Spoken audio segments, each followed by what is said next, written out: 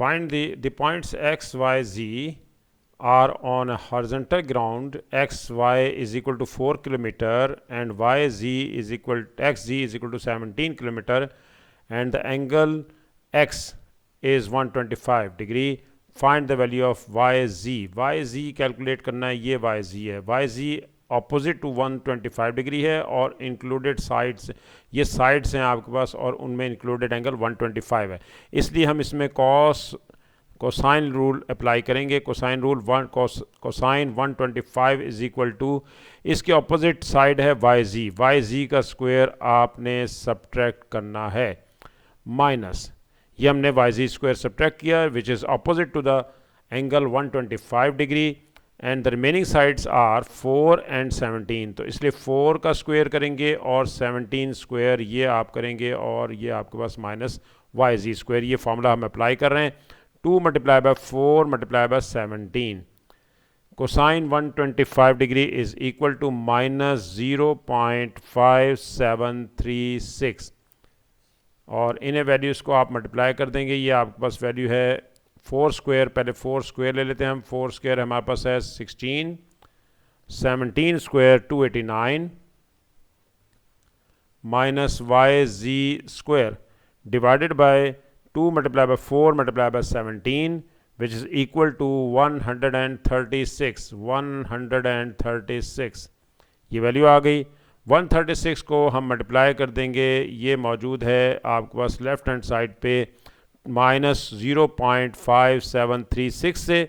जब आप इससे मल्टीप्लाई करेंगे तो ये इक्वल आएगा माइनस 78 इज़ इक्वल टू 16 और 289 को हम ऐड करेंगे. जब हम इन्हें ऐड करेंगे ये बनेगा 305 minus y g square. Y g square को हम लेफ्ट हैंड साइड पे ले आएंगे, वाई जी स्क्वायर इधर आ गया और 78 को राइट हैंड पे ले जाएंगे. ये नेगेटिव के साथ है तो ये राइट पे जाके पॉजिटिव हो जाएगा, प्लस प्लस 78. जब हम 78 इसमें ऐड करेंगे वैल्यू आपके पास आ जाएगी 383. अब हमने लेना है वाई जी कैलकुलेट करने के लिए हम स्क्वायर रूट लेंगे. स्क्वायर रूट 383 का स्क्वायर रूट आप जब लेंगे तो आएगा 19.57. 19.57 मीन्स 1 डीपी पे आंसर आएगा 119.6. वाई जी की वैल्यू आपने फाइंड आउट कर ली. ये आपके पास वाई जी आ गया. यही आंसर हमने फाइंड आउट करना था. नेक्स्ट पार्ट बी में वो ये कह रहा है the points P and Q are the same height vertically above X and Z. X और Z ये हमारे पास ग्राउंड पे हैं, X, Y, Z, और वो ये कह रहा है कि जी P इनके ऊपर वर्टिकली यानी कि 90 डिग्री पर है. ये भी 90 डिग्री है और ये भी 90 डिग्री. ये ग्राउंड पे है सारा पोर्शन और ये हमारे पास हाइट है इसकी P पे. और क्वेश्चन में वही कह रहा है calculate the value of Px calculate करना है. give your answer in meters, correct to the nearest 100 meters. ये 3 मार्क्स का ये क्वेश्चन है. तो हम सबसे पहले देखते हैं कि ये एक राइट एंगल ट्राइंगल है और ये राइट एंगल ट्राइंगल वर्टिकली जो हमारे पास यहाँ मौजूद है राइट एंगल ट्राइंगल. इसमें देखा जाए तो हमारे पास परपेंडिकुलर 44 एंगल है. एंगल के ऑपोजिट हमेशा परपेंडिकुलर होता है. थर्ड ये वाला आपके पास बेस है और 90 के ऑपोजिट हाइपोटेनस होता है. हम फार्मूला लगा लेते हैं. फार्मूला है परपेंडिकुलर ओवर बेस. ये इक्वल होगा tangent 44 degree. Tangent 44 degree perpendicular over base. Perpendicular है Px और बेस है आपके पास 4. टेंजेंट 44 डिग्री की वैल्यू हम कैलकुलेट कर लेते हैं विच इज़ 0.9657. अब हम इसे लेफ्ट हैंड साइड पे ले आएंगे 4 को इससे जाके मल्टीप्लाई करेंगे. 4 multiply by 0.9657 this is equal to Px. हमें कैलकुलेट करना है Px निकालने के लिए पहले इन्हें मल्टीप्लाई कर लेते हैं. Px निकालेंगे जब हम मल्टीप्लाई करेंगे तो यही इसका आंसर आएगा 3.8627. ऑप्शनल है. यूनिट लिखना चाहें तो लिख लें, किलोमीटर और वो भी ऑप्शनल है. आंसर आपके पास आ गया 3.9 किलोमीटर क्योंकि उसने कहा था नियरेस्ट 100 किलोमीटर आपने आंसर देना था और यही इसका आंसर है। ये 3 मार्क्स का क्वेश्चन था। नेक्स्ट है पार्ट हमारे पास पार्ट 2 इसका। हमारे पास पार्ट 2 में ये वो कह रहा है कि पार्ट 2 में the aircraft took 2 minutes and 54 second to fly from P to Q. P to Q जाने में उसे टाइम लगा है 2 मिनट्स एंड 54 सेकेंड्स, ये टाइम उसने लिया है।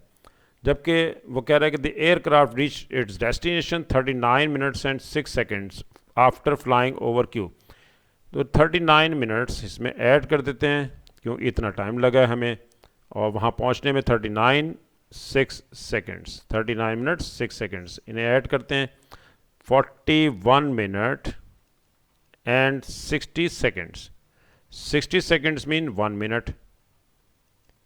ये जब हम इसे ऐड करेंगे तो ये बन गया 42 मिनट्स। 42 मिनट्स उसे अभी यहाँ पर डेस्टिनेशन में लग गए। जबकि स्टार्ट कहाँ से एंड कहाँ हुआ है, एंड हुआ है 15:03। 15:03 मीन्स आपके पास 15 आवर्स और 3 minutes. At what time did the aircraft fly over P. P पर कितना उसने टाइम लिया है, तो हमें हमारा एंड जो हुआ है वो 15:03, तो हम इसको सब्ट्रैक्ट करते हैं, लेकिन पहले इसको हम यहाँ से 1 आवर इधर से कैरी कर लेते हैं। जब आप 15 में से 1 आवर कैरी करेंगे तो ये 60 मिनट्स कैरी होगा, यानी कि यहाँ रह गया 14 आवर्स। 15 आवर्स 3 मिनट्स था, हमने 1 आवर कैरी किया है। 1 आवर कैरी करने पर ये बन गया अब आपके पास टोटल 14 आवर्स और 14 आवर्स 63 मिनट्स। अब हमें इसमें से सब्ट्रैक्ट करना है 42 मिनट्स। 42 मिनट्स, 3 में से 2 सब्ट्रैक्ट करें 1, 6 में से 4 गए तो 2, 14 आवर्स 21 मिनट्स, यही इसका आंसर है। वो कह रहा था कि at what time did the aircraft fly over P. P पर किस टाइम पर फ्लाई करेगा, वो ये टाइम होगा उस वक्त। इसका जब भी कैरी करेंगे आप आवर्स में से, जब भी आप कैरी करेंगे, जैसे 15:03 था, यहाँ से जब आप कैरी करेंगे तो 1 आवर है, ये बेसिकली आवर्स है और ये मिनट्स है, ये ज़हन में रखें। जब आप 1 कैरी करते हैं यहाँ से ये 14 आवर्स रह जाएगा, और 1 कैरी करने का मतलब है कि 60 मिनट्स आपने कैरी किया है, और 60 मिनट्स कैरी करने के बाद ये बन गया 14 आवर्स 63 मिनट्स, ताकि आसानी से 42 को सब्ट्रैक्ट किया जा सके कि वो भी मिनट्स में है, और ये रह जाएगा आपके पास 1 और 2 21 और 14 आवर्स 21 मिनट्स। अगर हम इसको करते इस तरीके से कि 15:03 और 42 नीचे लिख देते तो ये कभी भी इसमें से सब्ट्रैक्ट नहीं हो सकता। ये 3 मिनट्स हैं और जबकि यहाँ पर ये 42 मिनट्स हैं। अब हम इसे 3 मिनट्स में से 42 मिनट्स सब्ट्रैक्ट नहीं कर सकते, इसलिए हमने इसमें से 1 कैरी किया है और ये 14 आवर्स रह गया, और 1 जब कैरी किया, 1 मीन्स 1 आवर कैरी किया, तो ये 63 मिनट्स बन गए, और 63 मिनट्स और 3 मिनट्स पहले थे, 60 मिनट्स बन गए। 60 और 3 मिनट्स पहले थे तो 63 मिनट्स। 63 मिनट्स में से 42 मिनट्स को सब्ट्रैक्ट किया तो ये रह गए 21 मिनट्स, और आवर्स जो रह गए वो आपके पास 14 आवर्स रह गए। तो ये 14 और 21, ये दोनों तरीक़ों से मैंने आपको समझा दिया। Calculate the average speed of the aircraft as it flew from P to Q। Average speed हमने कैलकुलेट करनी है। पार्ट बी में वो कह रहा है कि कैलकुलेट करें, calculate the average speed. Average speed निकालने के लिए फॉर्मूला है एवरेज स्पीड का। एवरेज स्पीड का फॉर्मूला होता है हमारे पास टोटल डिस्टेंस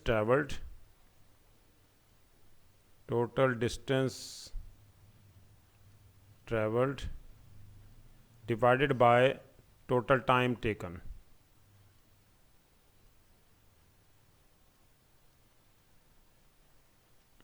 अच्छा, टोटल डिस्टेंस हमें 17 किलोमीटर है। अब देखते हैं फिगर में P to Q के लिए, देखें 17 ही है, ये 17 है। P to Q पैरेलल है, ये P to Q, ये P to Q है। This is parallel to the, erase करते हैं पहले ताकि आसानी से समझ में आ जाए।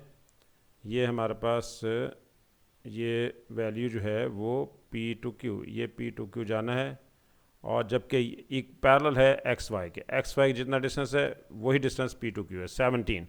17 किलोमीटर डिस्टेंस है, और टाइम इसमें लगा था ऊपर नीचे गिवन है 2 मिनट्स एंड 54 सेकेंड्स।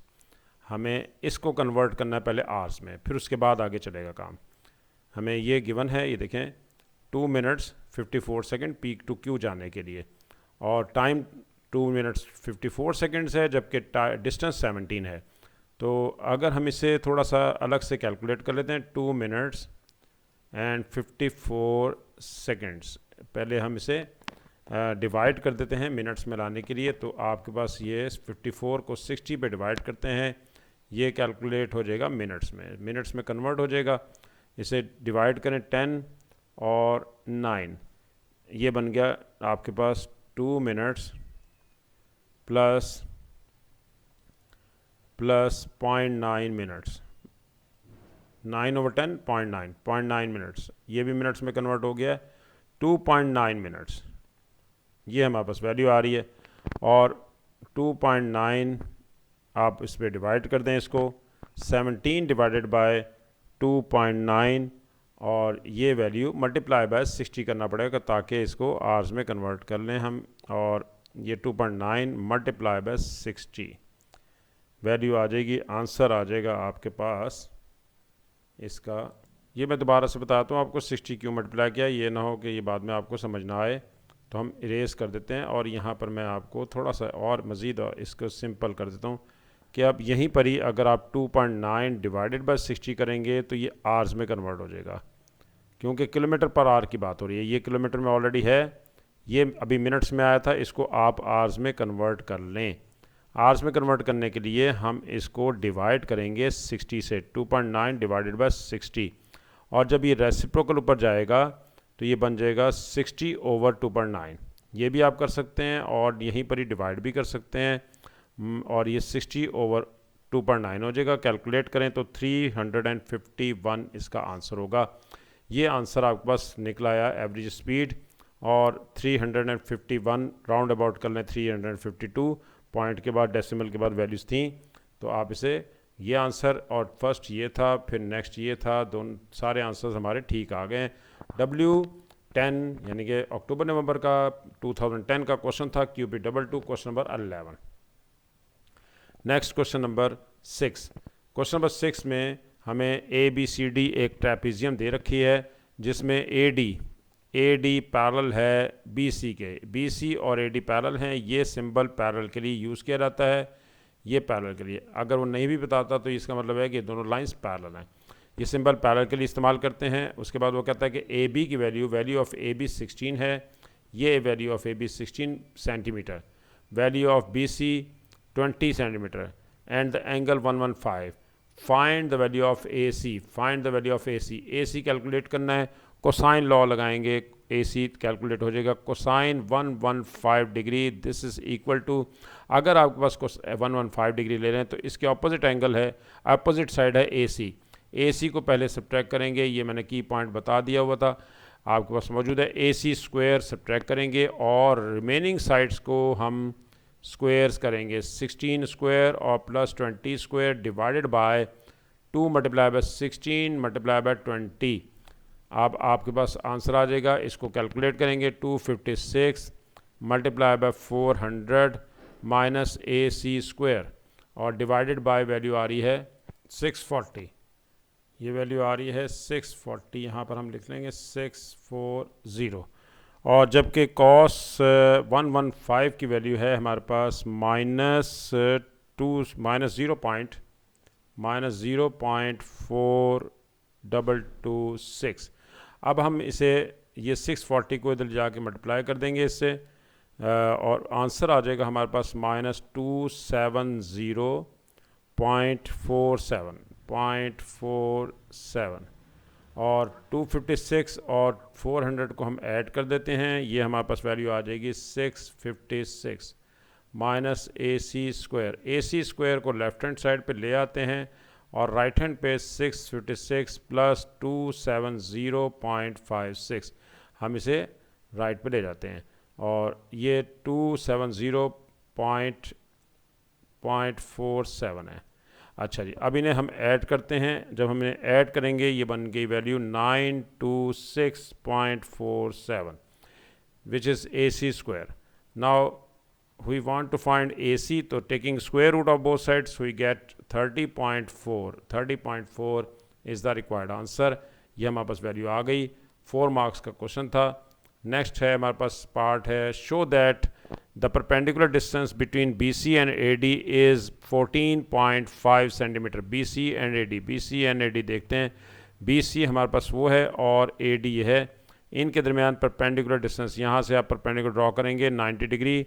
ये डिस्टेंस वो कह रहा है कि ये 14.5 है. तो इस डिस्टेंस को हमने कैलकुलेट करना है और 14.5 है ये. वो ये कह रहा है कि इसका आंसर 14.5 सेंटीमीटर है. तो हम ये कैलकुलेट करते हैं. Part B, show that the perpendicular distance between BC and AD is 14.5 centimetre. ये हमने यहाँ पर देखा है कि 14.5 सेंटीमीटर, यानी कि ये परपेंडिकुलर डिस्टेंस. परपेंडिकुलर डिस्टेंस अगर ये 90 डिग्री है, ये आपके पास 90 है, तो ये ऊपर भी 90 डिग्री ही होगा क्योंकि लाइंस पैरेलल हैं. ये हमने शुरू में देखा था कि ये हमारे पास लाइंस पैरेलल दी थी. इसको भी यूज़ करना था. जब लाइंस पैरेलल होती हैं तो इनके ट्रांसवर्सल जो होता है उसमें अगर वो जो एंगल यहाँ बना रहा है 90, तो ये सप्लीमेंट्री होता है. 180 में से 90 माइनस कर 90 ही आएगा. ये ऊपर 90 डिग्री ही आएगा. 90 डिग्री ये है. 115 पहले से था, तो 115 में से 90 को सब्ट्रैक्ट कर दें तो ये एंगल आ जाएगा 115 minus 90 degree which is equal to 25 degree. और एंगल आ गया आपके पास 25 degree.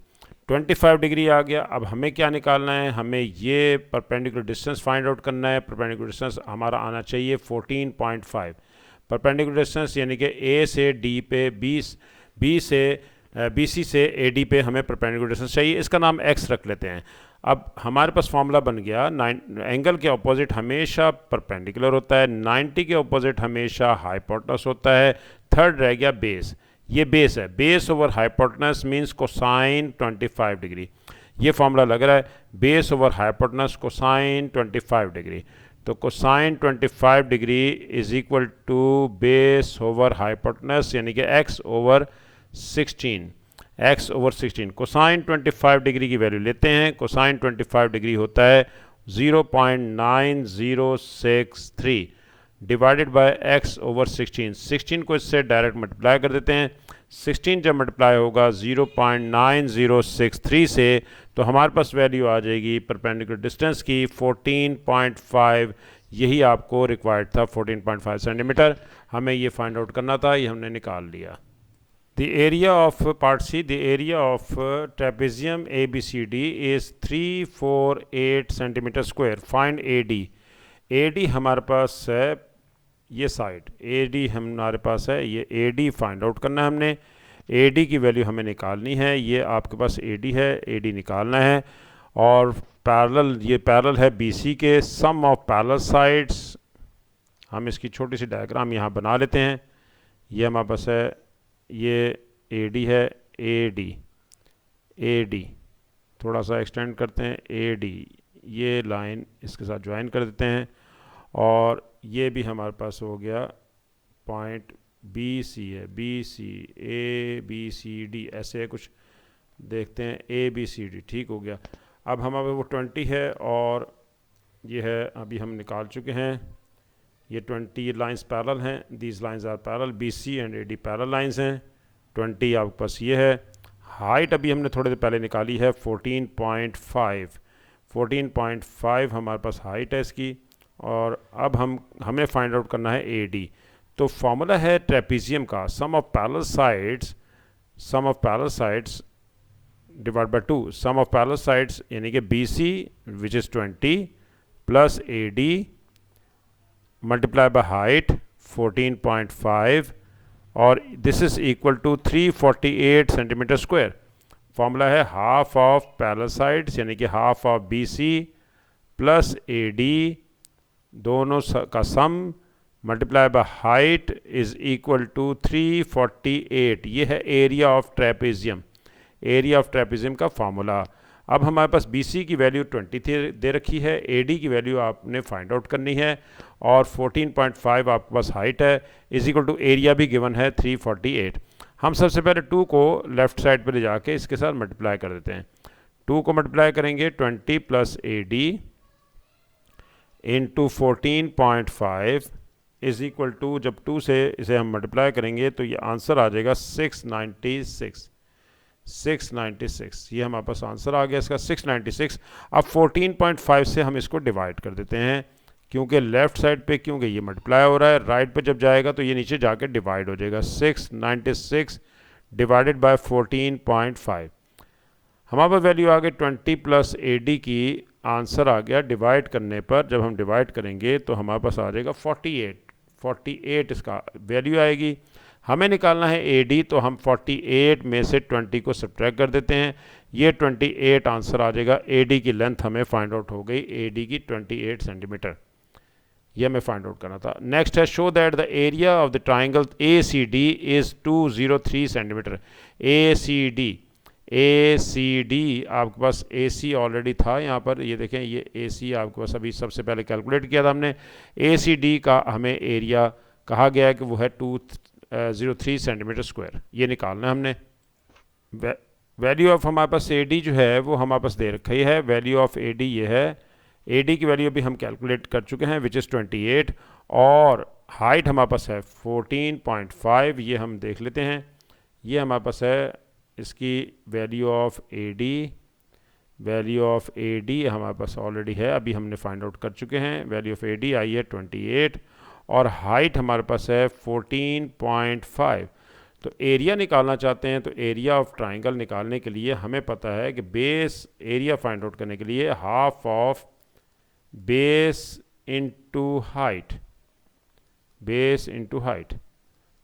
Half of base into height. Base हमारे पास ऑलरेडी ये अभी हम निकाल चुके हैं विच इज़ AD की वैल्यू 28 है और हाइट है हमारे पास 14.5।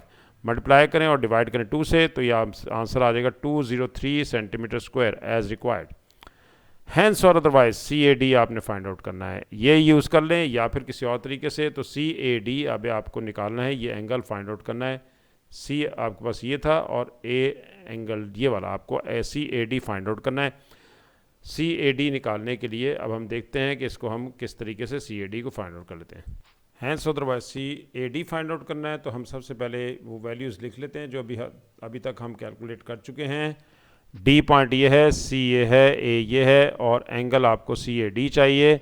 तो 28 की वैल्यू आपके पास है, AC की वैल्यू 30.4 सबसे पहले फाइंड आउट किया था। ये एंगल आपको चाहिए तो आप इस पर लग सकता है आसानी से फार्मूला। अब एरिया का हम फार्मूला लगा लेते हैं, एरिया हमारे पास ऑलरेडी है, इसका एरिया हम निकाल चुके हैं और वही फार्मूला हम इसमें लगाएंगे। फार्मूला हमारे पास है एक ट्राइंगल का half of AB into sine of C is equal to area. ये एरिया निकालने का एक फार्मूला था और ये फार्मूला हम यहाँ यूज़ करेंगे। हाफ ऑफ AB का मतलब है कि ये साइड और ये साइड, दो साइड्स हैं, 2 साइड्स लेंगे। 28 मल्टीप्लाई बाय 30.4 और एंगल ये आपके पास है, एंगल है sine of CAD, this is equal to 203। Area of triangle already निकल चुका है पिछले पार्ट में। अब हम इसे कैलकुलेट कर लेते हैं। साइन ऑफ CAD निकालने के लिए हम सबसे पहले इस 2 को कैंसिल कर देते हैं, ये आएगा 14 को मल्टीप्लाई करेंगे 30.4 से। कैंसिल होने के बाद अब जो वैल्यू आ रही है हम इधर इसको ला के डिवाइड कर देते हैं। 203 डिवाइडेड बाय 14 एंड 30.4 भी इधर आगे डिवाइड हो गया और ये भी। अब आंसर आपके पास आएगा इसको डिवाइड करने पर 0.476 अब हम इसको ऐसा करते हैं कि इसका साइन इन्वर्स ले लेते हैं। ये हमारे पास CAD एंगल है, साइन ऑफ CAD। तो CAD आप एंगल निकालना चाहते हैं तो साइन इन्वर्स कर लेंगे और ये आपके पास जो वैल्यू है इसका साइन इन्वर्स लेंगे तो ये आ रहा 28.5 इसका आंसर आ गया। यही आपको आंसर चाहिए था।